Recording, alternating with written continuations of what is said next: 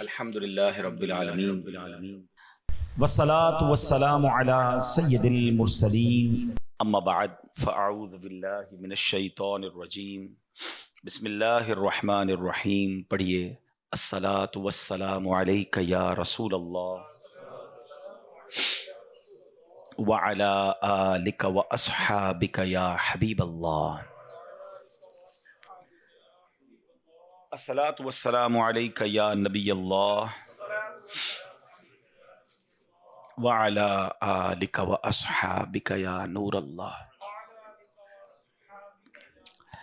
میرے آقا مدینے والے مصطفیٰ صلی اللہ تعالیٰ علیہ وسلم پر درود پاک پڑھنے کے بے شمار فضائل و برکات ہیں، بے شمار احادیث ہیں، بے شمار واقعات ہیں. اتنے فضائل ہیں کہ ہم بیان کرتے چلے جائیں شاید کئی راتیں گزر جائیں، مگر درود پاک کے فضائل کو کمپائل نہیں کیا جا سکتا. لیکن اگر میں بینگ اے مسلم آپ سے کوشچن کروں کہ بینگ اے مسلم ہم کیا چاہتے ہیں ہماری زندگی میں، کیا کیا تمنائیں ہیں مرتے وقت، اور قیامت کے دن میری کیا ڈیزائرز ہیں. کبھی اکیلے میں بیٹھ کر لسٹ بنائیں کہ یار میں کیا کیا چاہتا ہوں دنیا میں، مجھے یہ مل جائے، مرتے وقت یہ ملے، قبر میں یہ ملے اور محشر میں یہ مل جائے. تو اب میں کچھ حدیثوں کا عطر یوں سمجھیے گلدستہ آپ کے سامنے پیش کر رہا ہوں کہ یہ تمام باتیں حدیثوں میں، روایتوں میں، بزرگان دین کے اقوال میں موجود ہیں کہ اگر آپ چاہتے ہیں کہ آپ کی روزی میں برکت ہو تو درود پاک پڑھیے. ہر جملے کے بعد سبحان اللہ بھی کہتے جائیے. آپ چاہتے ہیں کہ آپ دنیا میں ذلت و رسوائی سے بچیں تو آپ درود پاک پڑھیں. آپ چاہتے ہیں دنیا میں ٹینشن اور پریشانیاں آپ سے دور ہو جائیں تو درود پاک پڑھیے. آپ چاہتے ہیں آپ کی عزت میں اضافہ ہو تو آپ درود پاک پڑھیے. آپ چاہتے ہیں کہ آپ مرتے وقت آپ کو نبی پاک کا دیدار نصیب ہو تو درود پاک پڑھیے. آپ چاہتے ہیں کہ قبر نور مصطفیٰ سے جگمگا جائے، قیامت تک نبی پاک کے جلوے ہوں تو درود پاک پڑھیے. قیامت کے دن میرے آقا کے ہاتھوں جام کوثر پینا چاہتے ہیں تو درود پاک پڑھیے. نبی پاک کے لواء الحمد تلے اٹھنا چاہتے ہیں تو درود پاک پڑھیے. سرکار علیہ الصلوۃ والسلام کے ساتھ جنت میں جانا چاہتے ہیں تو درود پاک پڑھیے. بار بار مدینے جانا چاہتے ہیں تو درود پاک پڑھیے. بلکہ پیارے آقا کا خواب میں دیدار کرنا چاہتے ہیں تو درود پاک پڑھیے. اب مجھے بتائیں کچھ رہ گیا ہے؟ بینگ اے مسلم جو زندگی میں چاہیے، جو موت کے وقت چاہیے اور جو قیامت کے دن چاہیے، اور کچھ رہ گیا ہے جو باقی ہے؟ اگر روزی میں اضافہ ہو، عزتیں محفوظ رہیں، ٹینشن ریلیز رہے، برکتیں ملتی رہیں، ایمان والی موت ملے، آقا کے ساتھ جنت میں داخلہ مل جائے، تو پھر اور کیا چاہیے ایک مسلمان کو؟ اور یہ تمام فضائل جو ہیں مختلف حدیثوں میں، یعنی یوں سمجھے کہ میں نے کئی حدیثوں کو یوں سمجھے کہ اس کا مجموعہ یا اس کا عطر آپ کے سامنے پیش کر دیا کہ یہ تمام ریوارڈز، یہ تمام فضائل جو ہیں یہ حدیثوں میں ہمیں ملتے ہیں، روایتوں میں ملتے ہیں کہ اس قدر کمال کا وظیفہ ہے. یعنی میری ہر کلیمٹی، میری ہر پرابلم کا سولوشن جو ہے وہ درود پاک میں موجود ہے. شاعر جبھی تو کہتے ہیں نا کہ دکھوں نے تم کو جو گھیرا ہو تو درود پڑھو، جو حاضری کی تمنا ہو تو درود پڑھو. تو ہمیں دکھوں سے بچاتا ہے، بہت سارے پرابلمز دور کرتا ہے. لیکن ایک مسئلہ یہ ہے کہ ہم درود پاک کے فضائل سنتے تو ہیں، کبھی کبھی جوش آتا ہے تو پڑھ بھی لیتے ہیں، مگر اس کو کنٹینیو نہیں کر پاتے. تو کنٹینیو کرنے کا کوئی نظام بنائیں، اپنی زندگی میں اس کا کوئی ٹائم رکھیں، اس کا کوئی یوں سمجھے شیڈول میں ڈال دیں اس کو کہ یہ کسی بھی صورت دن گزرے تو میرے پرٹیکولر تعداد میں درود پاک ہو جانے چاہیے. 100 بار، 200 بار، اللہ توفیق دے تو کم از کم 313 بار پڑھ لیں. 1000 بار پڑھنے والے بھی ہیں، 2000 بار بھی پڑھنے والے، تو پڑھیں اور اس کی برکتیں آپ اپنی آنکھوں کے سامنے دیکھیں گے. اللہ مجھے بھی اور آپ کو بھی کثرت سے درود پاک پڑھنے کی توفیق عطا فرمائے. باواز بلند درود پاک پڑھ لیں. صلو علی الحبیب.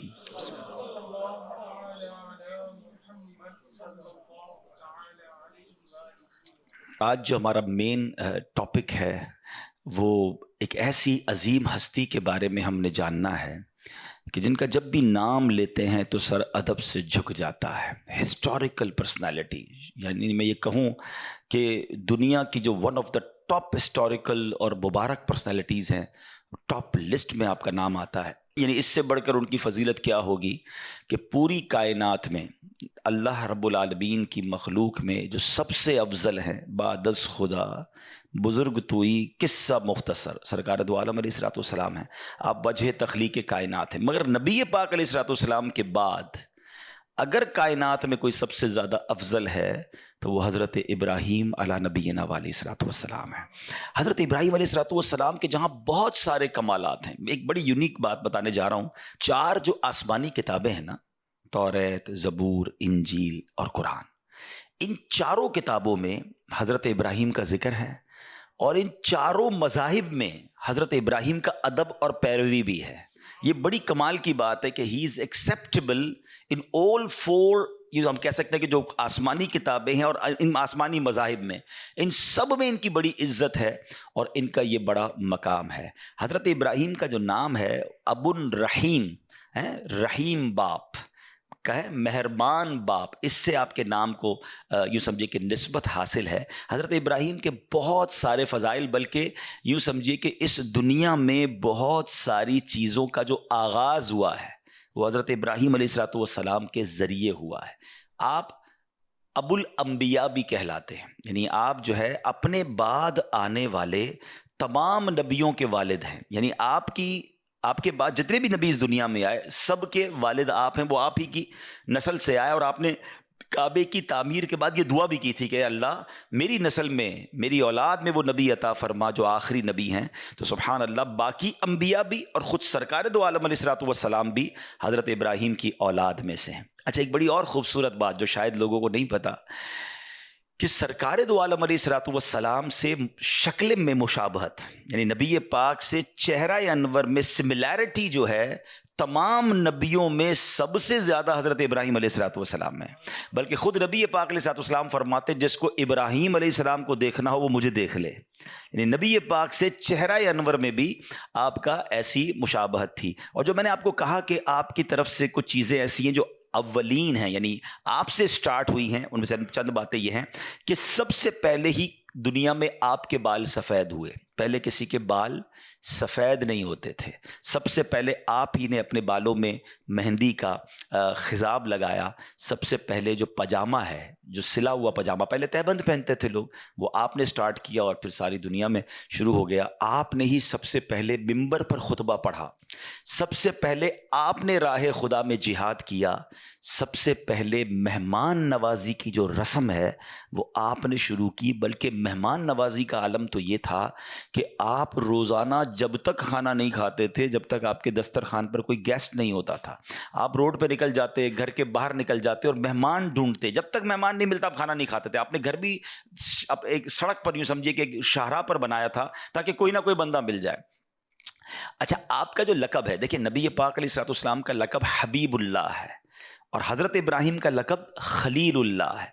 What is the meaning of Khalil? Khalil कहते हैं दोस्त को। He is the friend of अल्लाह सुब्हानहू व तआला। अच्छा, आपको जो लक़ब मिला ना, ये भी बड़े कमाल का वाक़या है।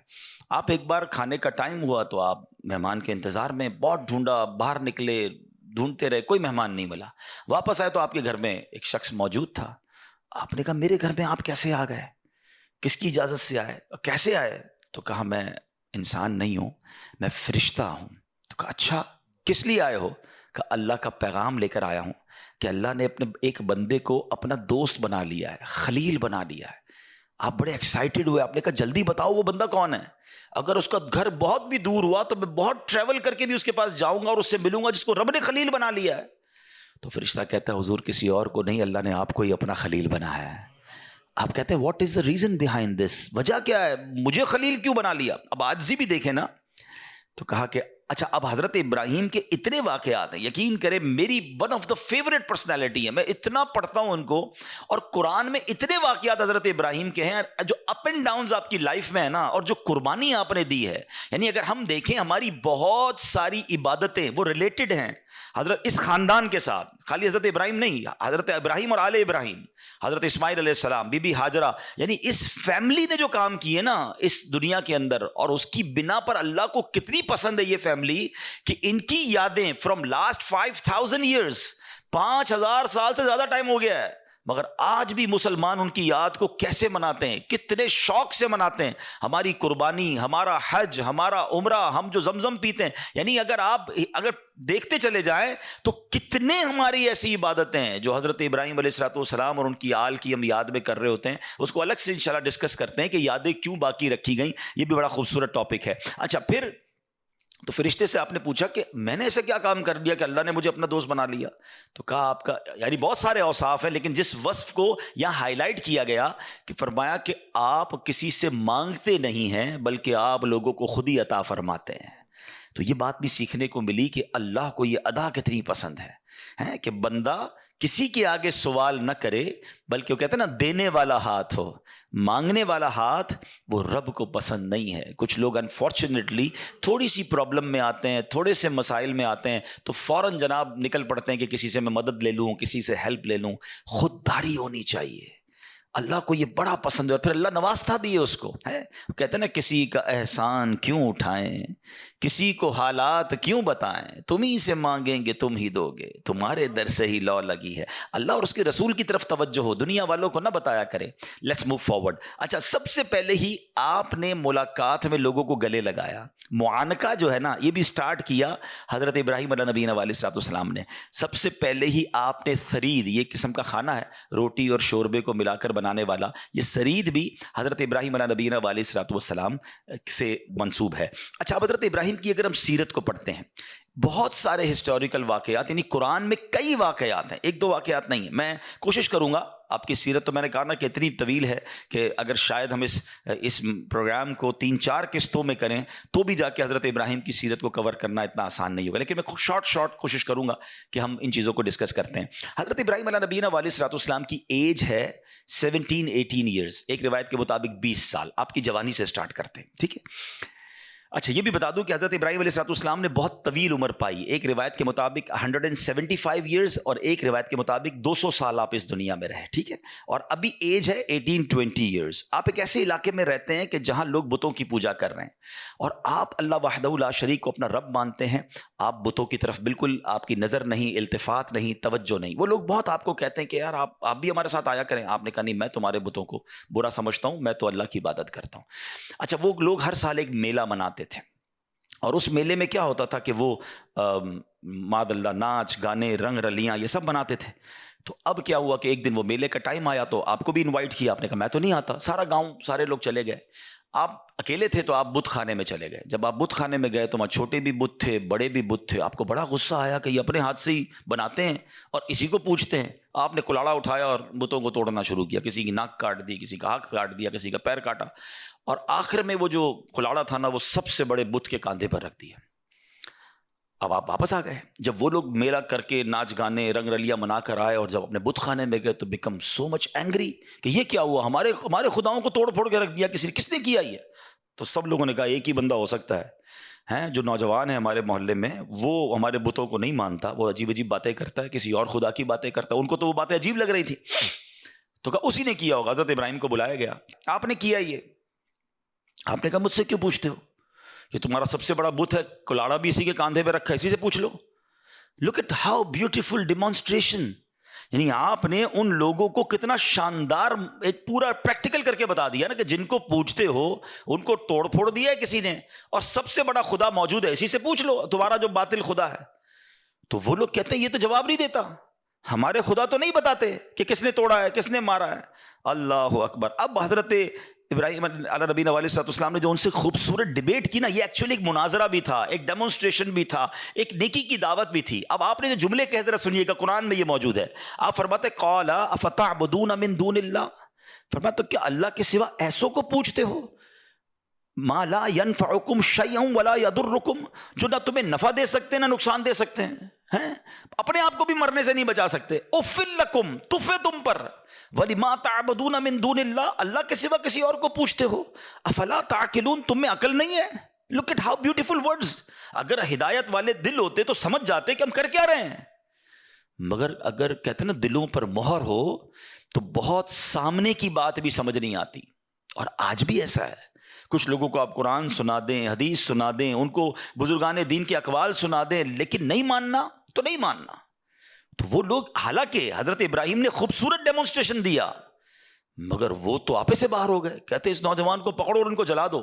قرآن میں الفاظ موجود ہیں، حرکوہ وانصروا آلہتکم ان کنتم فاعلین، ان کو جلا دو اور اپنے خداؤں کی مدد کرو اگر تمہیں کرنا ہے.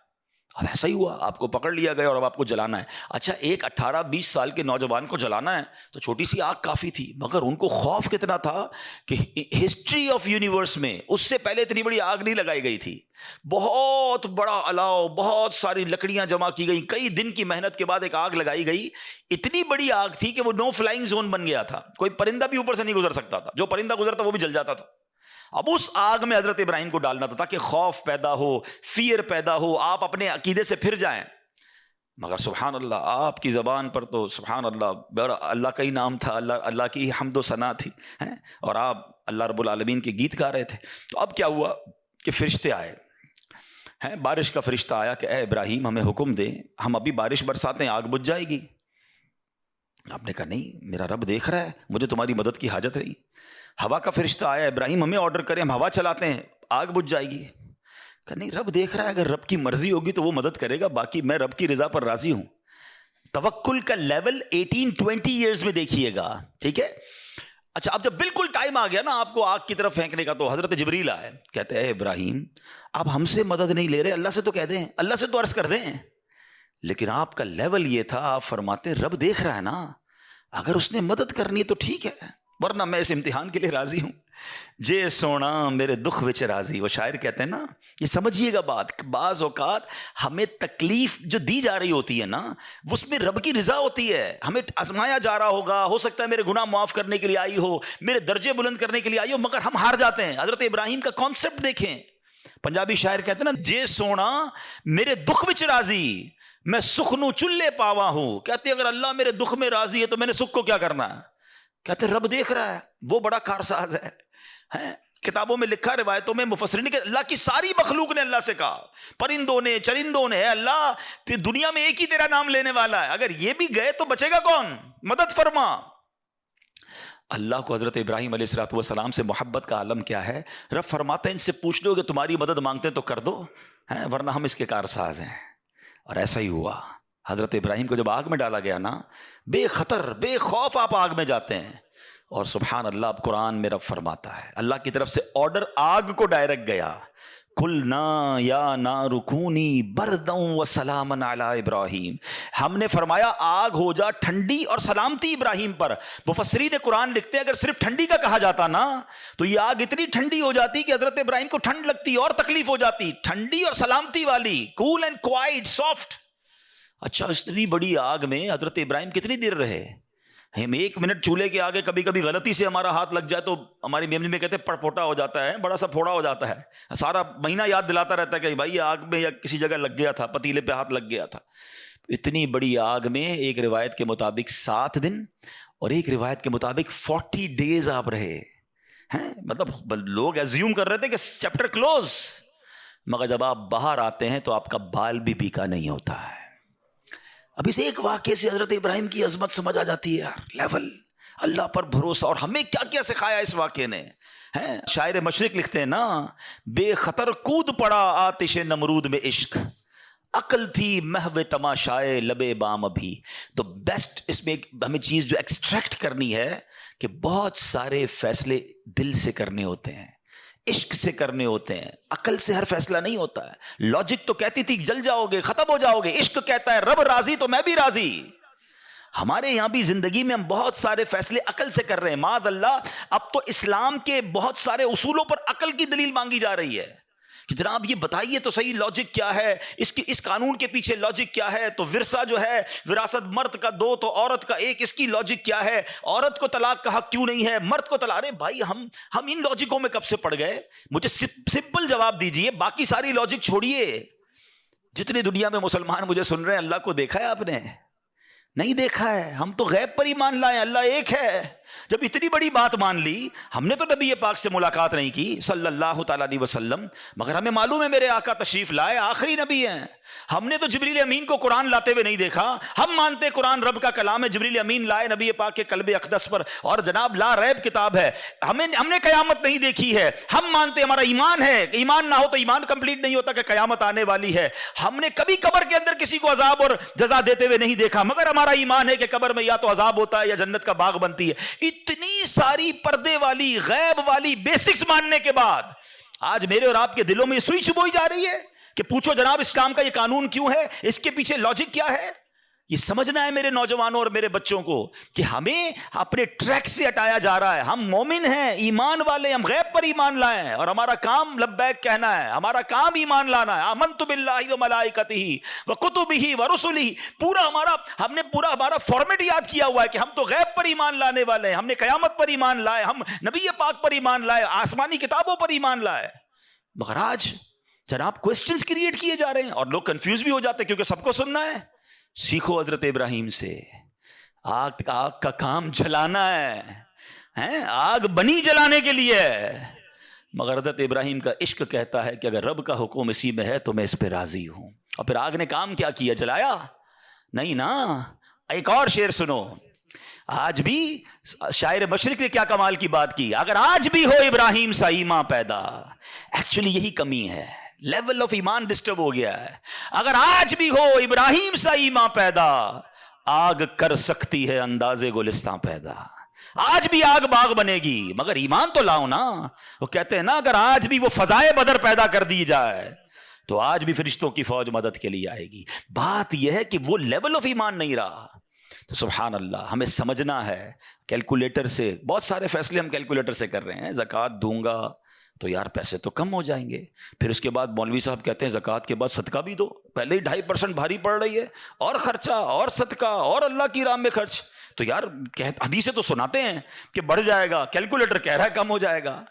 ارے میرے پیارے اسلامی بھائیوں, ایک تمہارا میرا کیلکولیٹر ہے, ایک رحمت کا کیلکولیٹر ہے. یقین کریں ہر چیز لاجک سے نہیں ہوتی. اور یہ تو اتنی واضح ہے, یہ تو اتنی واضح ہے. بٹھاؤ کسی اکاؤنٹنٹ کو, بٹھاؤ کسی چارٹرڈ اکاؤنٹنٹ کو, اس کا اکاؤنٹ بتائے گا کہ زکوٰۃ دو گے تو پیسے کم ہوں گے, صدقہ دو گے تو پیسے کم ہوں گے. ایمان کیا ہے کہ میرے آقا نے فرمایا, میں قسم اٹھا کر کہتا ہوں, نبی پاک نے صرف یہ نہیں کہا کہ میں کہتا ہوں, میں قسم کھا کر کہتا ہوں کہ اللہ کی راہ میں خرچ کرو گے مال کم نہیں ہوگا. میں کیلکولیٹر کی مانوں یا اپنے نبی کی مانوں؟ اور جو جنہوں نے مانی نبی پاک کی, پوچھو ان سے, ہر سال ان کا پیسہ بڑھتا ہے. ہر سال جو جتنا بانٹ رہا ہے اس کا اتنا ملٹیپلائی ہو رہا ہے. کیسے ہو رہا ہے؟ کیلکولیٹر تو کہتا ہے کم ہوتا ہے. نہیں, کچھ چیزیں کہیں اور بن رہی ہیں, کیلکولیشن کہیں اور ہے, رحمت کی باتیں کہیں اور. ایمان تو لاؤ نا. کیا شاندار ایمان تھا حضرت ابراہیم علیہ نبینا علیہ الصلوۃ والسلام کا. پنجابی شاعر کہتے ہیں عشق دے چل ہی نمبر لے گئے, عقل منداں ہیں وہیں عمرہ گالیاں. جو عشق والے ہوتے ہیں نا وہ نمبر لے جاتے ہیں, عقل والے سوچتے ہی رہ جاتے ہیں. عقل کو تنقید سے فرصت نہیں, عشق پر اعمال کی بنیاد رکھ. جس دن آپ کا ایمان, آپ کے اعمال عشق پر آ گئے نا, پھر آپ دیکھیں کہ آپ کی زندگی میں کبھی کوئی آپ کو کنفیوز نہیں کر سکے گا. Let's move forward. باتیں تو بہت ساری ہیں, اس پورے واقعے سے توکل سیکھنا ہے. حدیث پاک میں آتا ہے اگر تم اللہ پر توکل کرو جیسا کہ توکل کرنے کا حق ہے, اللہ تمہیں ایسے روزی دے گا جیسے پرندوں کو روزی دیتا ہے. کبھی امیجن کیا آپ نے پرندوں کو روزی کیسے ملتی؟ یہ حدیث میں ایسی پرند, اچھا ہو سکتا ہے انسانوں کے بارے میں فرمایا جاتا, نبی پاک فرما دیتے, جانوروں کے بارے میں فرما دیتے, پرندوں کے بارے میں کیوں فرمایا؟ سبحان اللہ. آپ کو دنیا میں پتہ ہے پرندے کتنے ہیں؟ ایک کیلکولیشن کے مطابق اس دنیا میں جتنے جانور ہوتے ہیں نا وہ انسانوں کا ملٹیپلائی بائی 10 ہوتے ہیں. ٹھیک ہے, ہم 8 ارب ہیں تو وہ 80 ارب ہیں. ساری جانور, چوپائے اور جتنے بھی جانور ہیں, انسیکٹس بھی اس میں ملا لیں. لیکن فرمایا پرندے اس کا ملٹیپلائی بائی 10 ہوتے ہیں. اٹ مینس اس دنیا میں اپروکسیمیٹلی 800 ارب پرندے ہیں. ٹھیک ہے, 800 ارب پرندے روز کہاں سے کھاتے ہیں؟ کوئی سپلائی لائن کو جا کے ان کو درختوں پہ پہنچاتا ہے. کسی گھونسلے میں کوئی آپ نے کبڈ دیکھی, کسی گھونسلے میں آپ نے کوئی سٹاک دیکھا کہ جناب یہ کل کا چارہ ہے, یہ رات کا چارہ ہے, میرے چھوٹے چھوٹے بچے ہیں اس کے لیے چارہ ہے. Nothing else. ہر پرندہ 800 ارب پرندے اپروکسیمیٹلی روز صبح فجر کے بعد بھوکے نکلتے ہیں, اور جب شام اپنے گھونسلے میں آتے ہیں تو سب کا پیٹ بھرا ہوا ہوتا ہے. سب کو کون کھلا رہا ہے؟ کوئی تو ہے جو نظام ہستی چلا رہا ہے، میرا خدا ہے۔ ایمان لاؤ نا، توکل کرو۔ جب پرندوں کو 800 ارب پرندوں کو روزی دے سکتا ہے، ارے میں اور آپ اشرف المخلوقات ہیں، میں ٹینشن ہی نہیں ختم ہو رہی، کال کرو تھی نو ہے، سال بعد کیا ہوگا، بچی کی شادی کیسے ہوگی، میرے کاروبار کا کیا ہوگا، ارے مارکیٹ ڈاؤن ہو رہی ہے، ڈالر اوپر ڈالر نیچے، اسی ٹینشن میں مر گئے۔ یار جو رب چونٹی کو کن اور ہاتھی کو من دے سکتا ہے، وہ اس نے مجھ سے بھی وعدہ کیا ہے۔ سیکھو نا حضرت ابراہیم سے، کاش یہ توکل نصیب ہو جائے۔ تھوڑی ایج اور بڑھتی ہے، آپ نے ایک بار ایک بڑا کمال کا منظر دیکھا کہ ایک بندے کو سمندر میں اس کی ہلاکت ہو گئی، سمندر میں وہ ڈوب کے مر گیا، مچھلیوں نے کھایا اس کی باڈی کو، تھوڑی دیر بعد اس کی لاش سمندر کے کنارے پہ آئی، تو پھر جانوروں نے کھایا، اس کے بعد دیکھا کہ پرندے آئے، پرندوں نے بھی اس کی باڈی سے کھایا۔ آپ کے ذہن میں خیال آیا کہ یا اللہ، یہ بندے کو قیامت کے دن تو کیسے اٹھائے گا؟ ایمان تو تھا، مگر اس کی باڈی کے اجزاء تو 3 الگ الگ مخلوقات کھا گئیں، اور قیامت کے دن یہ واپس کھڑا ہونا ہے اس نے۔ سبحان اللہ، آپ نے اللہ سے کہا وَإِذْ قَالَ إِبْرَاهِيمُ۔ پھر یہ دیکھیں حضرت ابراہیم کا یہ واقعہ بھی قرآن میں موجود، 3 پارے میں سورہ بقرہ۔ آپ کہتے ہیں وَإِذْ قَالَ إِبْرَاهِيمُ رَبِّ أَرِنِي كَيْفَ تُحْيِي الْمَوْتَى۔ حضرت ابراہیم نے عرض کی کہ اے میرے رب، مجھے دکھا دے تو مردے کیسے زندہ کرے گا۔ ارشاد ہوتا ہے قَالَ أَوَلَمْ تُؤْمِنْ، اے ابراہیم تو ایمان نہیں لایا؟ تجھے یقین نہیں؟ اللہ ایمان لایا ہوں، مجھے یقین ہے، مگر میں ذرا دل سے دیکھنا چاہتا ہوں، اور قرار آ جائے، میں عین الیقین چاہتا ہوں، میں اس کو مزید دیکھنا چاہتا ہوں۔ قال فخذ 4 من الطیر، قرآن کہتا ہے رب نے فرمایا کہ اچھا 4 پرندے لے، فَصُرْهُنَّ إِلَيْكَ ثُمَّ اجْعَلْ عَلَىٰ كُلِّ جَبَلٍ، فرمایا اس کو اپنے ساتھ ہلا لے، اپنے ساتھ مانوس کر لے، پھر ان کا ایک ایک ٹکڑا پہاڑ پر رکھ دے، مِنْهُنَّ جُزْءًا ثُمَّ ادْعُهُنَّ يَأْتِينَكَ سَعْيًا، فرمایا پھر انہیں بلا، وہ تیرے پاس چلے آئیں گے پاؤں سے دوڑتے، وَعْلَمْ أَنَّ اللَّهَ عَزِيزٌ حَكِيمٌ، اور جان رکھ اللہ غالب حکمت والا ہے۔ اب ہوا کیا، حضرت ابراہیم کو حکم ہوا کہ 4 پرندے لیں۔ اب آپ نے 4 پرندے الگ الگ لیے، مور لیا، کبوتر لیا، آپ نے مرغ لیا اور ایک گدھ لیا۔ ان 4 کو اپنے ساتھ تھوڑا ٹائم رکھا تاکہ وہ آپ سے انسیت پالے، تاکہ 4 کے بارے میں کنفرم بھی ہو جائے کہ یہی 4 ہے، کوئی اور مکس نہ ہو جائے۔ اس کے بعد آپ نے 4 کو ذبح کیا، 4 کا قیمہ بنایا اور 4 کا قیمہ مکس کر دیا، 4 کا الگ الگ نہیں، 4 کا ٹوٹل مکس کر دیا، اور اس کے چھوٹے چھوٹے پیس سمجھ لیں 4 پہاڑ پر رکھ دیے، الگ الگ پہاڑوں پر، اور 4 کی جو چہرے تھے یعنی ان کی کھوپڑیاں تھیں وہ اپنے پاس رکھی، اس کا قیمہ نہیں بنایا، یعنی ان کے سر آپ کے پاس ہیں 4 پرندے کے، 4 کا مکس قیمہ ہو چکا ہے، اور 4 الگ الگ پہاڑ پر رکھ دیے۔ قرآن نے کیا کہا تو انہیں پکارو ہیں۔ اب یہ بھی ذرا میں آگے آ کے بتاؤں گا اس ایک خوبصورت آیت کے اس جز سے کیا سیکھنے کو مل رہا ہے۔ قرآن نے کیا کہا کہ انہیں پکارو، تو آپ نے کہا یا ایھا الدیک، اے مرغ، یا ایتھا الحمامہ، اے کبوتر، یا ایھا النسر، اے گدھ، یا ایھا الطاؤس، اے مور۔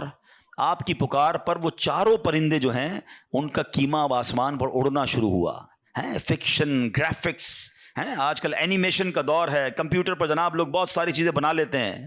سنو 5000 سال پہلے قرآن میں یہ واقعہ موجود ہے کہ کیا ہوتا ہے، ان 4 کا قیمہ اڑتا ہے، اور اب جس کا مرغ کا ہے وہ مرغ کی طرف، مور کا ہے تو مور کی طرف، کبوتر کا 4 کے جسم پورے کمپلیٹ ہوتے ہیں، سر نہیں ہے، سر تو آپ کے پاس ہے نا، وہ 4 پرندے بغیر سر کے دوڑتے ہوئے آپ کے پاس آتے ہیں، زندہ ہو جاتے ہیں مگر سر نہیں ہے، قریب آتے ہیں تو حضرت ابراہیم نے ان کا سر جو ہے وہ واپس ان کے پاس لگا دیا، سب سر بھی ان کا لگ گیا، آ کر دانا چگنے لگ گئے۔ حضرت ابراہیم نے اپنی آنکھوں سے مردوں کو زندہ ہونے کا واقعہ دیکھا اور آپ کے دل کو اطمینان اور قرار آیا، یہ میرا رب یہ ہے۔ کیسے ہیں کہتے ہیں کسی کو شیر کھا جائے، کسی کو مچھلی کھا جائے، کسی کی سمندر میں موت آ جائے، معاذ اللہ کسی کے پرخچے اڑ جائیں، کوئی آگ میں راکھ ہو جائے، میرا رب چاہے تو سب کو دوبارہ جسم، ان کی تمام باڈی کو پھر کریٹ کرے گا اور وہ قیامت کے دن جمع ہوں گے۔ حضرت ابراہیم نے یہ اپنی آنکھوں سے دیکھا اور یہ واقعہ بھی قرآن میں موجود۔ یہاں کیا سیکھنے کو ملا؟ 2-3 باتیں ہیں۔ تو بہرحال حضرت ابراہیم علیہ السلام کے اس واقعے سے کیا سیکھنے کو ملا؟ پہلی بات، میرے رب کی قدرت کیسی ہے، ان اللہ علی کل شیء قدیر، ٹھیک ہے۔ دوسری بات، علماء کہتے ہیں، صوفیانہ تفسیر اس کی لکھی گئی کہ 4 پرندے کیوں لیے گئے، کبوتر، مور، گدھ مرغ، فرمایا ان چاروں کی نا ایک ایک بری خصلت ہے. مرغ ہے اس کے اندر شہوت بہت ہے. جو کبوتر ہے اس کو اپنی اڑان پر بڑا ناز ہے، بڑا تکبر ہے، بہت اونچا اڑتا ہے. فرمایا گدھ جو ہے اس کا کیا پرابلم ہے؟ گدھ کے بارے میں فرمایا کہ وہ لالچی بہت ہے. اچھا پھر اس کے بعد ایک اور پرندہ ہے مور، اس کو اپنی خوبصورتی پر بڑا ناز ہے، وہ خوبصورتی کی وجہ سے بڑا پراؤڈ فیل کرتا ہے. تو فرمایا یہ چار بری عادتیں ہیں. اس کو ذبح کر کے یہ پیغام دیا گیا کہ اگر تم بھی اپنی اونچی اڑان، اپنے اونچے مرتبوں، اپنے اونچے مقام کا تکبر چھوڑ دو، اپنی خوبصورتی پر گھمنڈ کرنا چھوڑ دو، ہوس اور شہوت کے بعد اپنے آپ کو بچا لو، لالچ کر کے دنیا کے بال کے پیچھے بیڑا غرق اپنا نہ کرو، اگر ان عادتوں کو ذبح کر دو تو اللہ آج بھی تمہارے دل کو زندہ فرما دے گا.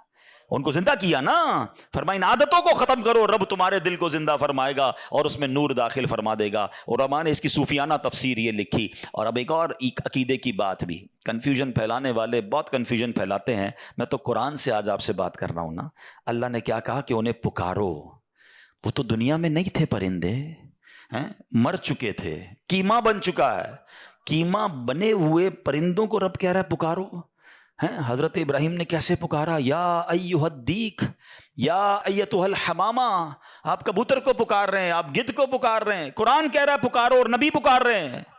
آج کسی کو نہ جانے یا رسول اللہ سے پرابلم ہو جاتی ہے، کسی کو یا غوث پاک سے یا پرندوں کو پکار رہے قرآن کہہ رہا ہے. تو اس کا مطلب دنیا سے اگر کوئی چلا بھی جائے تو اس کو پکارنے میں کوئی خدا نہ خواستہ پرابلم نہیں ہے. اللہ سمجھ کے تھوڑی پکارتا ہے کوئی، اللہ کے بندے سمجھ کر ہی پکار رہے ہیں نا، اللہ کی مخلوق سمجھ کر پکار رہے ہیں. چلے اس دلیل کے ساتھ ایک اور دلیل بڑی لاجیکلی بڑی آسان سے سمجھ آ جائے گی. حدیث پاک میں، مشکات شریف کی حدیث میں ایک دعا ہے. قبرستان جاتے ہیں تو نبی پاک کون سی دعا کی تعلیم دیتے ہیں؟ السلام علیکم، یا دیکھیں ماشاءاللہ آپ سب کو یاد ہے، السلام علیکم یا اہل القبور. یہیں رک جائیے. چلے پہلے میں اس دعا کو پورا، یہ دعا بھی کمال ہے، یقین کرو اتنا شاندار میسج ہے، کیا ہلانے والی دعا ہے. بندہ اللہ کرے اس دعا کو سمجھ جائے نا، زندگی کا فلسفہ سمجھ آ جائے. السلام علیکم یا اہل القبور یغفر اللہ لنا ولکم وانتم سلفنا ونحن بالاثر. اے قبر والو تم کو سلام ہو، تم پہلے چلے گئے، اللہ ہماری اور تمہاری مغفرت فرمائے. تم پہلے چلے گئے، ہم بعد میں آنے والے ہیں. قبرستان جا کر یہی سمجھ جاؤ نا، یہ قبریں جن کی ہے نا، کل میری بھی اسی میں کسی میں ہوگی. وہ ایک قبر پر تختی لگی ہوئی تھی نا، میں سمجھتا تھا میں بڑا اہم تھا، مجھے لگتا تھا میں بڑا اہم تھا، یہی میرا وہم تھا. ہم سب نے قبر میں جانا ہے. تو اس دعا سے پہلے تو میسج لیں. اب عقیدہ بھی سن لو. یا اہل القبور، قبرستان تاریخ روڈ کے چلے جائیں، میوہ شاہ چلے جائیں، سب کو کہتے ہیں یا اہل القبور. سارے تو اولیاء اللہ نہیں ہے نا وہاں پر، نمازی بھی ہے، گناہ گار بھی ہے، شرابی بھی ہوگا، اچھا انسان بھی ہوگا. ہر مسلمان کو یا اہل القبور کہہ کر پکارنا سنت، حدیث سے ثابت، ٹھیک ہے. اور اگر اللہ کے کسی ولی کو کوئی یا کہہ کر پکارے تو پھر کیا پرابلم ہے؟ جب ایک گناہ گار آدمی کو بھی قبر میں جا کر آپ یہ کہہ سکتے ہیں تو یہ کنفیوژن پھیلانے والی باتیں ہیں. تو پہلے تو خدا نہ خواستہ کوئی بھی کسی کو، چاہے وہ اللہ کا ولی ہے، صحابی ہے، نبی ہے، صاحب مزار ہے، اس کو خدا سمجھ کر کوئی نہیں پکار رہا، وہ اللہ کے بندے ہی سمجھ کر پکار رہے ہیں. بدر کا واقعہ سنا ہوگا، نبی پاک نے بدر کے مارکے کے بعد ان مردوں کو جو کفار تھے ان کو یا کہہ کر پکارا تھا. اور حضرت عمر نے آ کر کہا یا رسول اللہ آپ ان مردوں کو پکار رہے ہیں، یہ تو مر گئے. آقا فرماتے ہیں یہ مردے تمہارا جس طرح تم دنیا میں سنتے ہو، یہ مرنے کے بعد بھی ویسے ہی سنتے، بس مسئلہ یہ کہ جواب نہیں دے سکتے. خلاصہ حدیث عرض کر رہا ہوں. تو یہ تو حدیثوں سے ثابت ہے. تو بہرحال امید ہے کہ یہ پوائنٹ بھی آپ کے سامنے آ گیا. حضرت ابراہیم کی سیرت کا ایک اور شاندار پہلو آپ کی میں نے کیا بتایا، آلموسٹ 200 ایئرز ایج ہے. آپ کو حضرت اسماعیل پتہ ہے کب ملے ہیں؟ 99 ایئرز کی ایج. کیا فرماتے تھے؟ عرض کرتے تھے اسمع یا ایل، اسمع یا ایل. اسمع عربی کا لفظ ہے سن لے، ایل عبرانی زبان کا لفظ ہے پروردگار، یا اللہ میری سن لے. 99 ایئرز کی ایج میں آپ کو حضرت اسماعیل ملتے ہیں. آپ نے ان کا نام ہی اسماعیل رکھ دیا، یعنی جو دعا کرتے تھے نا وہی نام رکھ دیا. اسماعیل کے معنی یہ ہیں، ٹھیک ہے. اچھا یہاں رکتا ہوں، پھر آگے چلتے ہیں. 99 ایئرز کی ایج میں بیٹا ملا. دعا کون کر رہے ہیں؟ خلیل اللہ ہیں. ہم سال 2 سال کسی چیز کی دعا کریں، کام نہ ہو تو اللہ سے ہی بدزن ہو جاتے ہیں، یار میری تو دعا ہی نہیں سنتا، معاذ اللہ. بعضوں کا تو کفریہ کلمہ کہنا شروع ہو جاتے ہیں، اللہ سے ہی ناراض. وہ خلیل اللہ ہیں، ان کو 99 سال بعد بیٹا ملا، شکوہ نہیں تھا. خدا را اللہ سے تو اچھا گمان رکھو. نہیں مل رہا ہوتا کوئی چیز تو وہ اس میں بہتری ہوتی ہے ہمارے لیے. اچھا اب بیٹا ملے، ہم میں سے کسی کو اگر 10-15 سال بعد بیٹا ملا ہو اس کے تو پیر زمین پہ نہیں رہنے دیتے ہیں. بڑی مرادوں سے ملا ہے بھائی, بڑی دعاؤں سے ملا ہے, بڑی مشکل سے آیا ہے, 99 سال کی عمر میں بیٹا ملا ہے اور ابھی اس کی عمر دودھ پیتے کی ہے. حکم ہوتا ہے کہ ان کو مکے کی وادی میں چھوڑ دو. ہائے ہائے, چھوڑ دو. اچھا وہ مکہ کوئی لگژری ہوٹل, کوئی بہت بڑا شہر نہیں تھا. نو بڈی اوور دیئر. آپ امیجن کریں, ماشاءاللہ سبھی مکہ ہو کر آئے ہوں گے, کعبہ بھی نہیں ہے, صرف ریگستان ہے, صرف پہاڑ ہیں اور دھوپ ہے, کوئی درخت نہیں ہے. بی بی ہاجرہ ہیں, حضرت اسماعیل ہیں, اور حکم ہو گیا کہ وہاں چھوڑ کے آ جاؤ. آپ نے ان کو وہاں رکھا, کچھ کھجوریں دی, تھوڑا پانی دیا اور آپ نکل گئے. بی بی ہاجرہ کہتی ہیں ابراہیم کدھر جا رہے ہو ہمیں چھوڑ کر؟ آپ نے کوئی جواب نہیں دیا. کہا ابراہیم بتاؤ تو صحیح کس کے آسرے چھوڑ کے جا رہے ہو؟ کوئی جواب نہیں. 3 بار پکارا. وہ خاتون بھی کمال کی, آخر میں کہتی بس یہ تو بتا دو, جو آپ ہمیں چھوڑ کر جا رہے ہیں یہ اللہ کا حکم ہے؟ کہتے ہیں ہاں رب کا حکم ہے. کہا پھر ٹھیک ہے, اللہ کا حکم ہے, پھر ہم راضی ہیں. کمال دیکھیں, کاش میرا یہ بیان میری مائیں سنیں, میری بہنیں سنیں. تھوڑی سی قربانی کی باری آئے ہیں, فیملی میں اگر کوئی کمزوری آ جائے, کوئی پیسے کی کمی آ جائے, کوئی گھر میں مشکل آ جائے, عورتیں کہتی ہیں ہم کچھ نہیں جانتے, ہمیں ہماری ساری چیزیں چاہیے, چاہے تو میں چوری کرنی, ڈاکہ ڈالنا, اپنی ماں باپ کو چھوڑنا پڑے ہیں. بیوی آ کر ماں باپ سے چھڑوا دیتی ہے, گھر میں لڑائی جھگڑے. خدا کے واسطے ہم دیکھیں کہ جو رب کا حکم ہے وہ پہلے ہے. حرام روزی کی طرف نہ جانے دے اپنی فیملی کو. پہلے کے زمانے پتہ عورتیں کیسی ہوتی تھی, مرد صبح کام پہ جاتا تھا نا, تو وہ عورتیں کہتی تھی دیکھو حلال کما کے آنا, حرام کما کر مت آنا, ہم تھوڑے پر گزارا کر لیں گے مگر رب کو ناراض نہیں کرنا چاہتے. آج کی عورت کہتی برابر والوں نے دیکھا کیسا گھر بنا لیا, ہمیں بھی ویسا ہی بنانا ہے, کچھ بھی کرو ہمیں بھی ایسی گاڑی چاہیے, ہمیں ایسا زیور چاہیے. اللہ کرے کہ یہ سیکھیں بی بی ہاجرہ سے. کہتی اللہ کا حکم ہے, we are ready for that. اچھا اب کیا ہوا؟ چھوٹا بیٹا ہے, دودھ پیتا بچہ ہے, پانی بھی ختم, کھجورے بھی ختم, اب کچھ ہے ہی نہیں. بچہ رونے لگا, پانی چاہیے. ہائے ہائے, ماں بچے کو روتا کیسے دیکھ سکتی ہے؟ اب ماں چلی پانی کو ڈھونڈنے, ایک پہاڑ سے دوسرے پہاڑ, دوسرے پہاڑ سے تیسرے پہاڑ. اللہ اکبر. چلیں یہ صفا مروہ میں بی بی ہاجرہ دوڑی یہ تو پتہ ہے, مگر شاید بہت ساروں کو یہ نہیں پتہ ہوگا کہ جو میلین اخضرین گرین لائٹس کے درمیان جو سفر ہوتا ہے اور ہم دوڑتے ہیں, اس کی وجہ کیا ہے؟ باقی چلتے ہیں ادھر دوڑتے ہیں. یعنی آپ سوچیں اللہ کو اس ماں کی ادا کیسی پسند آئی ہے, جدھر اس ماں نے نارمل اسٹیپ لیے ہیں ادھر ہم سے نارمل اسٹیپ چلوایا گیا. جدھر وہ ماں دوڑی ہے ایگزیکٹلی اس مقام پر ہمیں دوڑنے کا حکم ہے. کوشچن یہ ہے کہ بی بی ہاجرہ اس مقام پر دوڑی کیوں اور باقی نارمل کیوں چلتی گئیں؟ سبحان اللہ. علماء کہتے ہیں بی بی ہاجرہ جب صفا سے مروہ جاتی تھی نا, تو آپ ذرا امیجن کریں, اب تو بہت بڑی عمارت بن گئی ہے, اے سی لگ گئے, ٹائلیں, سب ختم کریں, اپنی نگاہوں میں ایک منظر بنائیں کہ ایک پہاڑ ہے, دوسرا پہاڑ ہے, اب کعبہ تو نہیں ہے نا, ابھی تو کعبے کی تعمیر ہونا باقی تھی. ایک لکودک شہر میدان ہے اور بیٹا بیٹھا ہے رو رہا ہے. کتنی دور ہوگا زمزم کا کنواں اور صفا کتنا دور ہے, ٹھیک ہے. اب بی بی ہاجرہ جو ہے وہ چلتی رہی ہیں, پانی بھی دیکھ رہی ہیں, بچے کو بھی دیکھ رہی ہیں, پانی بھی دیکھ رہی ہیں, بچے کو بھی دیکھ رہی ہیں. اچانک ایک چھوٹی سی پہاڑی بیچ میں آتی تھی. وہ چھوٹی سی جو پہاڑی ہے نا, ایکچولی وہ اتنی پہاڑی تھی جتنا یہ میلین اخضرین گرین لائٹس کا ایریا ہے. جب وہ آتی تھی تو بی بی ہاجرہ کو حضرت اسماعیل نظر نہیں آتے تھے, وہ دوڑنا شروع کرتی تھی کہ بیٹا جلدی نظر آئے. جیسے ہی پہاڑی ختم ہوتی تھی بیٹا دیکھتی تھی, آپ کاؤنٹ ڈاؤن ہو جاتی تھی, آپ سمپل چال چلتی تھی. اللہ اکبر. اب مروہ سے واپسی کی باری ہے, اسی اسموتھ وے میں چلتے ہوئے بیٹے کو بھی دیکھ رہی ہیں, پانی بھی ڈھونڈ رہی ہیں. پھر وہ چھوٹی سی پہاڑی آتی ہے, پھر بی بی ہاجرہ دوڑتی ہیں کہ بچہ نظر نہیں آ رہا. جیسے پہاڑی ختم ہوتی اب پھر نارمل ہو جاتی. اللہ اکبر. مجھے بتائیے اللہ کو اس ماں کی ادا کیسی پسند آئی ہے, جدھر آپ نے نارمل اسٹیپ لیے ہم ادھر نارمل چال چلتے ہیں. جب میلین اخضرین آتے ہیں ہمیں دوڑنا ہے کہ یہ دوڑنا سنت ہے. سبحان اللہ. اور اب کیا ہوا, اس بچے کے رونے کی وجہ سے انہوں نے پانی, ان کو تو نہیں ملا بی بی ہاجرہ کو, یہ دوڑانا تھا. سبحان اللہ. اور اللہ کو ادا کیسی پسند آئی. ہمارا عمرہ کمپلیٹ نہیں ہوتا, ہمارا حج کمپلیٹ نہیں ہوتا جب تک ہم سعی نہ کریں, 7 چکر پورے نہ لگائیں. اچھا جناب اب جاتے ہیں, حضرت اسماعیل جو ہے وہ پیروں کو رگڑتے ہیں, وہاں سے پانی نکلتا ہے. جب پانی نکلتا ہے تو آپ کی زبان سے نکلتا ہے زمزم. زمزم کے معنی رک. اتنا تیزی سے پانی نکلا کہ آپ کی بے ساختہ زبان سے کہ پانی رک جائے. وہ کنویں کا نام ہی زمزم پڑ گیا. اور ایسا جاری ہوا ہے, دنیا میں بہت ساری بورنگز ہیں, بہت سارے پانی کے کنویں نکلے, 100 سال 200 سال 500 سال میں ختم ہو گئے. آلموسٹ مور دین 5000 ایئرز ہو گئے ہیں, کروڑوں گیلن پانی اس سے نکل رہا ہے. اللہ اکبر. یہ کنواں ہے کہ ختم نہیں ہو رہا. اللہ کی قدرت کا کیسا نظارہ, حضرت اسماعیل کا کیسا معجزہ ہے. بیسٹ منرل واٹر اسے کہا جاتا ہے. بڑے ٹیسٹ کروائے گئے. میری ایک بار زمزم کے کنویں کے ایک انجینئر سے ملاقات ہوئی, وہ کہتا ہے روزانہ روزانہ ہزاروں لاکھوں گیلن ہم سک کرتے ہیں, تھوڑی دیر کے لیے کچھ انچ یہ کنواں نیچے چلا جاتا ہے, مگر جب صبح واپس آتے ہیں یہ کنواں واپس اتنا ہی بھر چکا ہوتا ہے. یہ کدھر سے پانی آ رہا ہے, یہ کیسے جاری و ساری ہے, یہ اللہ کی شان ہے. اچھا جناب, اب پانی آ گیا. جغرافیکلی کو جنہوں نے تھوڑا دنیا میں دیکھا ہو, نہیں دیکھا تو کبھی گوگل پہ بیٹھ کے دیکھیے گا, کبھی دنیا کے میپ کو زوم کیجئے گا, آپ کو اندازہ ہوگا. پاکستان کو ہی دیکھ لیں, میں پچھلے دنوں ایجپٹ گیا, ایجپٹ کو خاص طور پہ دیکھیے گا, میری بات زیادہ سمجھ آئے گی. ایجپٹ کو جب آپ زوم کریں گے نا,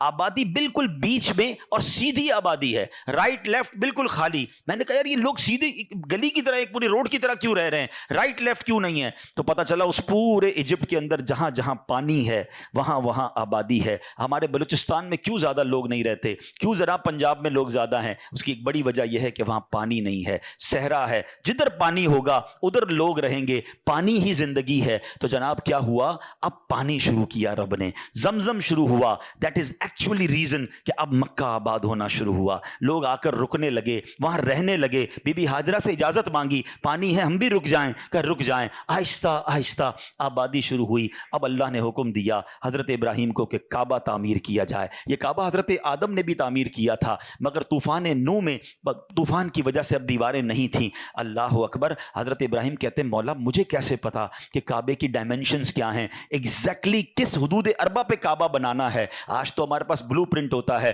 ہمارے پاس اس کی ڈائمنشنز ہوتی ہیں, ہم اپنے انجینئر کو دیتے ہیں کہ بھائی میرے پلاٹ کی سائز یہ ہے, اس کی دیوار بناؤ 1 انچ آگے نہیں 1 انچ پیچھے نہیں. اب کعبہ بنانا ہے اور ایگزیکٹلی اسی ڈائمنشن پر بنانا ہے. سبحان اللہ. حدیثوں کے الفاظ ہیں, اللہ نے ایک بادل بھیجا, ارشاد فرمایا اس بادل کے ساتھ جاؤ, اس بادل کا جو سایہ ہوگا ایگزیکٹلی اسی سائے کی ڈائمنشن میں کعبے کی تعمیر کرنی ہے. حضرت اسماعیل پتھر پکڑاتے, حضرت ابراہیم پتھر لگاتے. سبحان اللہ. اب جس پتھر پر کھڑے ہو کر یہ تعمیر ہو رہی ہے یہ جنتی پتھر ہے, اور یہ پتھر ہے مقام ابراہیم. سبحان اللہ. کعبے کے سامنے کھڑے ہونا تو کتنا اونچا ہے اس کی دیوار, کیسے حضرت ابراہیم کا ہاتھ پہنچا ہوگا. علماء فرماتے ہیں اس مقام ابراہیم نے لفٹر کا کام شروع کیا. جیسے جیسے کعبے کی دیوار اونچی ہوتی جاتی مقام ابراہیم اونچا ہوتا جاتا. جب نیچے پتھر لگانا ہوتا یہ پتھر نیچے آ جاتا, اور کعبے کی پوری تعمیر ہو رہی ہے. بیٹا پتھر پکڑا رہا ہے, باپ پتھر لگا رہا ہے, اور یہ کعبے کی تعمیر مکمل ہوتی ہے. ایک یہاں عشق والی بات کر دوں پھر بات کو آگے چلتے ہیں.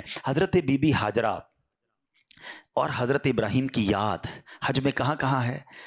صفا مروہ کا چلنا بی بی ہاجرہ کی یاد ہے, ٹھیک ہے نا. اچھا رمی کرتے ہیں تو حضرت ابراہیم, ابھی آئے گا وہ واقعہ کہ کیسے ہوا تھا, مگر رمی آج تو شیطان وہاں نہیں ہے, آج پتھر مار رہے ہیں, وہاں تو دیوار ہے. لاجک یہ کہتی ہے, عقل, وہی والی بات جو میں نے شروع میں کہی تھی کہ ہر چیز عقل سے کیلکولیٹ نہ کیا کرو. لاجک والے لوگ تو کل یہ کہیں گے کہ یار 2 پہاڑوں کے درمیان 7 چکر لگانے سے بہتر ہے کعبے کا طواف کر لو, کعبہ تو اللہ کا گھر ہے, یہ تو پہاڑ ہے جس کے گرد ہم چل رہے ہیں. لاجک تو یہ کہتی ہے. اچھا جناب, مہینہ کے اندر 3 راتیں گزارنے سے بہتر ہے میں 3-4 طواف مزید کعبے کے کر لوں, زیادہ ثواب ملے گا. اچھا حدود حرم کے اندر ایک نیکی 1 لاکھ نیکی کے برابر ہے. شاید آپ میں سے بہت ساروں کو یاد نہیں ہوگا کہ عرفات حدود حرم میں نہیں ہے, حدود حرم کے باہر ہے. لاجک والا تو کوئی بندہ یہ کہہ سکتا ہے کہ یار حدود حرم کے باہر پورا دن گزارنے سے بہتر نہیں ہے کعبے کے سامنے 9 ذوالحجہ گزار لوں تو جناب زیادہ ثواب ملے گا. نہیں میرے پیارے اسلامی بھائیوں, یہ حج کا سفر بہت ایزیلی ایکسپلین کر رہا ہے کہ ہر چیز لاجک سے نہیں ہوگی. اللہ کو اپنے بندوں کی یاد باقی رکھنا, ان کی یاد منانا کتنا پسندیدہ ہے کہ ماں کی یاد